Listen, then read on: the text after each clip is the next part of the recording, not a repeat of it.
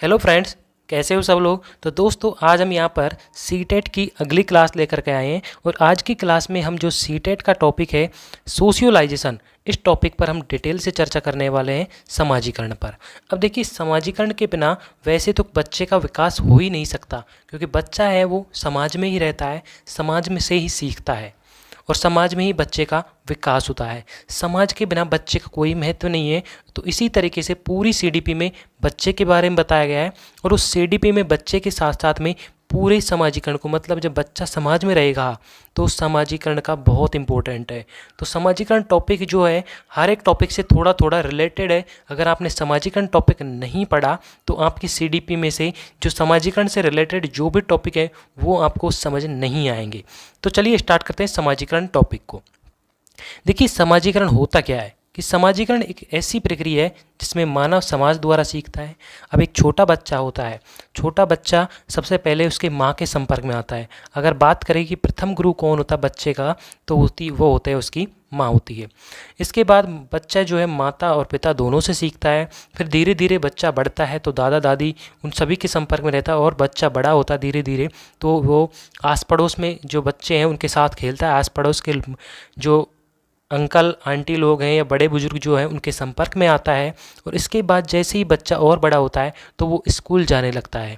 और ये सभी चीज़ें हमारे किसका हिस्सा है? समाज का हिस्सा है। एक तरीके से हमारे समाजीकरण का हिस्सा है, सोशलाइजेशन का हिस्सा है, क्योंकि ये सारी चीज़ें ही समाजीकरण में उपस्थित हैं। ठीक है। अब समाजीकरण की प्रक्रिया है जो पूरे जीवन निरंतर चलती रहती है। अब हम कंटिन्यूअसली हैं, हम भी इतने बड़े हो चुके हैं, हम भी समाज में ही रहते हैं और समाज में आगे एक एक धीरे धीरे हम एक स्टेप बाय स्टेप गुजरते जा रहे हैं। समाज में हम भी जैसे अपनी सीढ़ी दर सीढ़ी अपने सफलता की ओर बढ़ते जा रहे हैं। तो इसी तरीके से जो है समाजीकरण जो है पूरे जीवन तक निरंतर रूप से चलने वाली प्रक्रिया है। मतलब कि जब भी आपका जन्म होता है तो जन्म से लेकर मृत्यु तक जो है समाजीकरण चलता है। मैंने गर्भ नहीं कहा, जन्म से लेकर के मृत्यु तक जो है समाजीकरण आपका चलता रहता है। यह एक जटिल प्रक्रिया, कॉम्प्लेक्स प्रोसेस है। कॉम्प्लेक्स प्रोसेस कैसे है? क्योंकि बच्चा समाज में रहेगा, समाज के नियमों को सीखना है, समाज में किस तरीके से रहा जाता है, बड़े बुजुर्गों के साथ कैसे बातें की जाती है, वो एक दिन में नहीं सीख पाता एक बच्चा। उसको 2 5 10 दिन लगातार आप ऐसे बताओगे कि बड़े बुजुर्गों को पैर छूना है, अपने साथ के लोगों को नमस्ते करनी है, तो इस तरीके से जैसे उनको बताएंगे वैसे ही वो एक दिन में नहीं सीखता है। तो इसीलिए ये जटिल प्रोसेस है और जो अप्रत्यक्ष और प्रत्यक्ष दोनों रूपों में होता है। अब समाजीकरण एक तो हमें दिखाई देता है, जैसे बड़े बुजुर्ग हैं, हम स्कूल जाते हैं तो वो समाजीकरण का हिस्सा है। और अप्रत्यक्ष रूप से भी हो जाता है, जो हमें दिखाई नहीं देता, और अप्रत्यक्ष रूप से भी समाजीकरण हो जाता है। दिखाई नहीं देता जैसे कि कोई डॉक्यूमेंट्स हो गया, उसमें कोई डिटेल लिखी हुई आ गई तो वो अप्रत्यक्ष रूप से हो गई, हमें दिखाई तो दे रही है लेकिन वो डिटेल्स दूर की है। कई बार हमें कानों सुनी खबर आती है फलाने के समाज में ऐसा हो गया, तो हमने देखी नहीं है, अप्रत्यक्ष रूप से कानों में सुनी है। प्रत्यक्ष का अर्थ होता है देखना, तो देखी नहीं गई है। ठीक है। अब देखते हैं हम समाजीकरण की इकाइयाँ। देखिए, समाजीकरण की इकाइयाँ कौन कौन सी है। देखिए, समाजीकरण में पहला आता है परिवार। सबसे पहले अगर हम बात करें समाजीकरण की इकाई की, तो समाजीकरण की जो पहली इकाई आ जाती है वो आ जाती है परिवार। ठीक है। परिवार में फैमिली हो गई, परिवार के सदस्य हो गए, माता पिता, बड़े बुजुर्ग हो गए, दादा दादी हो गए, चाचा चाची, ताऊ ताई हो गए, वो सभी जो होते हैं वो परिवार के समाजीकरण का एक हिस्सा है। उसके बाद आता है विद्यालय। जैसे कि विद्यालय में जाएंगे तो विद्यालय भी जो है वो समाजीकरण का हिस्सा है। विद्यालय में जो टीचर पढ़ाते हैं वो बिल्कुल एक समाजीकरण का हिस्सा है। ठीक है। और इसके बाद में मीडिया भी समाजीकरण का एक हिस्सा है। ठीक है।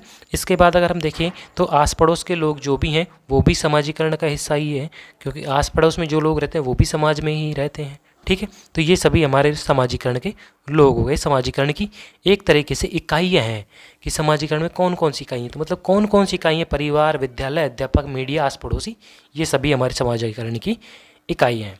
अब देखिए, ये समाजीकरण की इकाइयाँ तो हो गई, लेकिन समाजीकरण की जो इकाइयाँ हैं वो 2 तरह की होती हैं, एक तो एक्टिव और एक पैसिव। अब एक्टिव और पैसिव देखिए कि बच्चे के समाजीकरण हेतु 2 तरह की एजेंसी काम करती हैं। कौन कौन सी? एक तो एक्टिव एजेंसी, सक्रिय एजेंसी।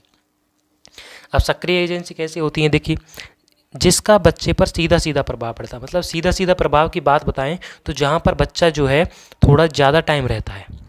अब बच्चा जो है थोड़ा ज़्यादा टाइम कहाँ रहता है, मतलब कुछ ज़्यादा समय के लिए बच्चा वहाँ पर ठहरता हो। परिवार में एक सीधी सी बात करें तो ज़्यादा समय रहता हो, सीधा सीधा प्रभाव तभी पड़ेगा उस पर। परिवार में बच्चा सबसे ज़्यादा रहता है, दोस्तों के साथ भी रहेगा, दिन में एक बार तो कम से कम मिल ही लेगा दोस्तों से, पड़ोसियों से भी, क्योंकि पड़ोसी तो अपने परिवार मकान के घर के बगल में ही हैं, तो वो पड़ोसी हैं, तो उनसे भी हम एक बार मिल लें। कभी कभी हम रिश्तेदारों से भी जो है, कोई कोई रिश्तेदार होते हैं 2-4 दिन में आ जाता है, कभी परिवार में से कोई ना कोई एक रिश्तेदार आ ही जाता है, ठीक है। स्वास्थ्य क्लब है, वहाँ पर भी हम कभी कभी जो है चले जाते हैं। स्कूल में भी बच्चा जो है बाद जैसे 2-4 साल का 4 साल का हो जाता है, उसके बाद वो स्कूल में भी डेली जाता है। तो एक तरीके से अब इन सब का सीधा सीधा प्रभाव कैसे पड़ेगा, परिवार में रहता है बच्चा, उसको सिखाते हैं इस तरीके से। अगर बच्चे ने किसी बुजुर्ग के, कोई रिश्तेदार आया घर में और बच्चे ने उसके पैर नहीं छुए, तो उसे उस रिश्तेदार के सामने तो बच्चे को कुछ नहीं कहेंगे, लेकिन अगर बच्चा छोटा ही है तो हम उससे कहेंगे बेटा पैर छुओ, बेटा पैर छुओ, ये आपके फूफा जी आए हैं। तो इस तरीके से बच्चे को समझाया जाता है। तो जहाँ पर सीधा सीधा प्रभाव पड़ता है, क्योंकि सीधा सीधा हम बच्चे को डांट सकते हैं, ठीक है। तो इस तरीके से सीधा सीधा प्रभाव पड़ता है। बच्चे हमारे बिल्कुल, अगर बच्चे ने थोड़ी भी गलती की तो हम उसको सीधा डांट सकते हैं, तो वो होता है सीधा सीधा प्रभाव, ठीक है। अब बात करते हैं हम निष्क्रिय एजेंसी की। देखिए निष्क्रिय एजेंसी क्या होती है, पैसिव एजेंसी वो होती है जिसका बच्चे पर सीधा सीधा प्रभाव नहीं पड़ता। अब सीधा सीधा प्रभाव कैसे नहीं पड़ता, पुलिस स्टेशन का, सार्वजनिक पुस्तकालय, रेलवे स्टेशन और एयरपोर्ट का। अब इनका सीधा सीधा प्रभाव कैसे नहीं पड़ता वो समझते हैं। देखिए पुलिस स्टेशन में तब तक बच्चे का प्रभाव नहीं पड़ता जब तक कि बच्चा या तो कोई क्राइम नहीं कर दे, या बच्चा कोई चोरी करेगा छोटी मोटी, तभी उस पर पुलिस स्टेशन एक्शन लेगा, मतलब पुलिस उस पर कार्रवाई करेगी, तो पुलिस स्टेशन का प्रभाव तब जाके पड़ेगा उस पर, बाकी ऐसा कोई प्रभाव नहीं पड़ेगा, ठीक है।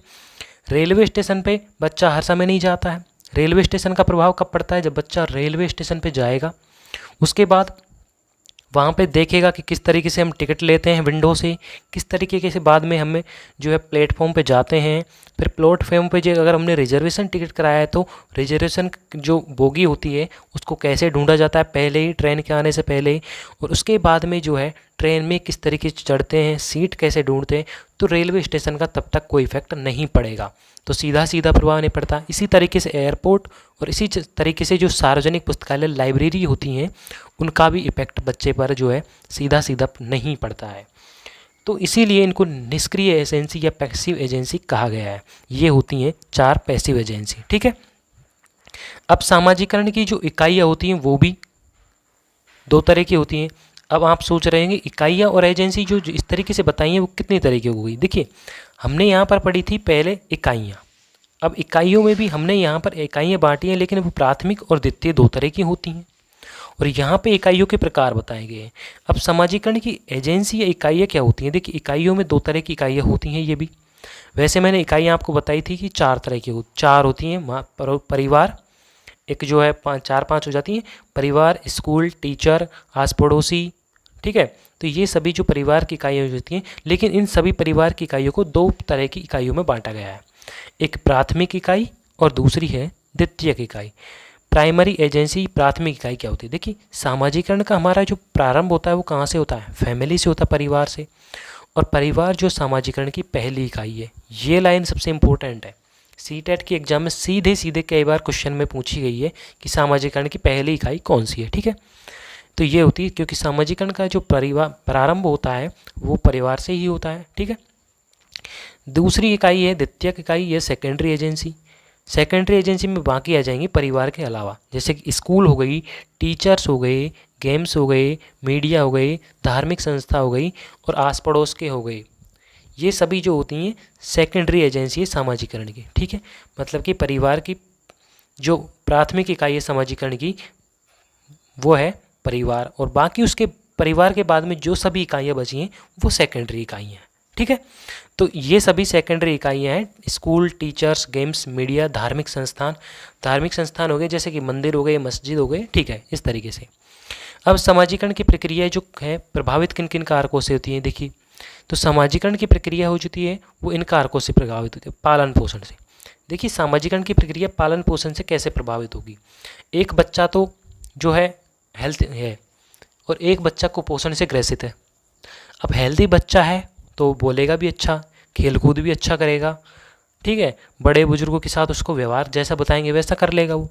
लेकिन जो कुपोषण से ग्रसित बच्चा है वो ना तो ठीक ढंग से खा पाएगा, ना ठीक ढंग से जो अपने बराबर के जो दोस्त हैं, अपने बराबर के जो अन्य बच्चे हैं उनके साथ खेल पाएगा। तो इसी तरीके से जो पालन पोषण का इफेक्ट पड़ता है सामाजिकरण की प्रक्रिया पर। सहयोग, अब देखिए एक बच्चा है, उसको तो उसके माता पिता सहयोग करते हैं। जैसे कि एक छोटा बच्चा, दो बच्चे हैं, एक दोनों में से किसी को भी चलना नहीं आता, लेकिन एक को तो जो है हम थोड़ा सहारा दे करके चलाने की कोशिश कर रहे हैं कि चलो ऐसे, और दूसरे को हम चलाने का कोशिश ही नहीं कर रहे। तो हो गई ना सामाजिकरण की प्रक्रिया, इफेक्ट पड़ जाएगा उस पर। एक तो जल्दी सीख जाएगा चलना, एक लेट चलना सीखेगा। अब जो जल्दी चलना सीखेगा तो वो खेलकूद भी जल्दी करना सीखेगा, तो खेलकूद जल्दी करना सीखेगा तो वो बोलना भी जल्दी सीखेगा। तो इस तरीके से जिसको सहयोग मिल जाएगा उसको सामाजिकरण जल्दी हो जाएगा, जिसको सहयोग नहीं मिलेगा उसका सामाजिकरण धीरे होगा, तो उसकी प्रक्रिया प्रभावित हो गई। दूसरा अनुकरण। अब अनुकरण से भी, अब मान लीजिए एक छोटा बच्चा है, आपने देखा होगा कई बार छोटे बच्चे जो होते हैं वो बड़ों का अनुकरण करते हैं। जैसे कि बड़े में मतलब मम्मी पापा, अब लड़का है तो ज़्यादातर वो पापा का अनुकरण करेगा, लड़की है तो मम्मी का। लड़का है तो पापा ने जैसे शूज पहन रखे हैं वो भी वैसे ही पहनेगा, जैसे टाई कोट पहन रखा है वो भी उसी की तरह अनुकरण करने की कोशिश करेगा। पापा जैसे बोलते हैं वो भी वैसे ही बोलने की कोशिश करेगा। पापा जैसे खाते हैं जिस तरीके से वो भी उसी तरीके से खाने की कोशिश करेगा। तो इस तरीके से जो अनुकरण करेगा ना वो भी सामाजिकरण की प्रक्रिया, क्योंकि अनुकरण कर रहा है वो बड़ों का सीधा अनुकरण करेगा तो सामाजिकरण को वो डायरेक्टली सीख रहा है। ठीक है। अब पुरस्कार एवं दंड से, अब एक बच्चे को आप जो है गिफ्ट पुरस्कार पे पुरस्कार दिए जा रहे हो छोटे से काम के लिए, तो वो उस काम को उसी तरीके से उसी दिशा में मुड़ता हुआ चला जाता है। ठीक है। और एक बच्चे को आप सही कर रहा है लेकिन आप फिर भी उसको दंड दे रहे हैं, तो वो बच्चा जो है उस काम को नहीं करेगा और वो बार बार दंड मिलने की प्रक्रिया से वो कोई भी काम नहीं करेगा, तो उसका सामाजिकरण प्रभावित हो जाएगा। तो दोस्तों यहाँ पर जो हमारा सामाजिकरण का टॉपिक है वो कंप्लीट होता है। हमने सामाजिकरण की प्रक्रिया निम्न जो प्रभावित करते हैं वो तत्व भी पढ़ लिए हैं हमने। सामाजिकरण की जो इकाइयाँ हैं, प्राथमिक इकाई और द्वितीयक इकाई के बारे में भी हमने डिटेल से जान लिया है। इसके अलावा हमने सामाजिकरण की इकाइयों के प्रकार भी पढ़ लिए हैं, एक्टिव एजेंसी और पैसिव एजेंसी के बारे में। इसके अलावा सामाजिकरण की हमने जो थोड़ी सी डिटेल जानकारी है कि जो पूर्ण जीवन भर चलती रहती है निरंतर जन्म से मृत्यु तक, वो भी जान ली और सामाजिकरण की इकाइयों के बारे में भी हमने जान लिया है। तो दोस्तों आपका यहाँ पर जो है सामाजिकरण टॉपिक कंप्लीट होता है। तो फ्रेंड्स अब हम अगली वीडियो में मिलते हैं किसी नए टॉपिक के साथ में।